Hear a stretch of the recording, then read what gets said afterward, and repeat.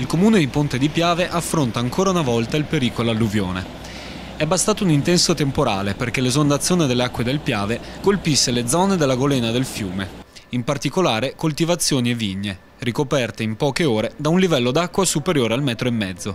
Secondo i residenti, il comportamento del fiume è risultato anomalo, prendendo di sorpresa anche chi è abituato a convivere con questo tipo di calamità. Un processo, quello di allagamento, che normalmente richiede dalle 8 alle 12 ore e che ne ha richieste invece solamente un paio per agire, prendendo forza da confluenti, dai fossi e dalle forti piogge. Lamentele inoltre da parte di cittadini, che si sono visti sorprendere in casa dall'acqua alta. Secondo molti, infatti, il preavviso da parte del comune è stato vago e poco tempestivo.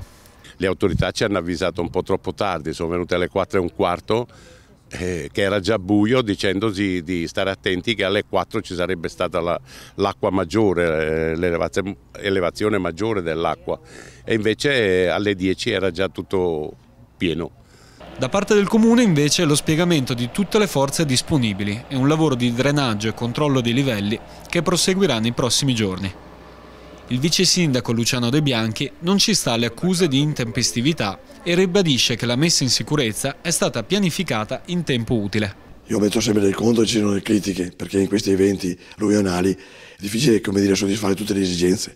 Resta il fatto che i vigili urbani, i volontari, hanno avvertito in tempo tutte le famiglie, hanno avuto il tempo di evacuare e mettere a riparo, tutti i mobili indispensabili, e francamente ritengo che non siano fondate queste critiche. La conta dei danni ad ora non è ancora disponibile e si dovrà attendere il reflusso dell'acqua per conoscere nel dettaglio i danni strutturali e materiali da affrontare.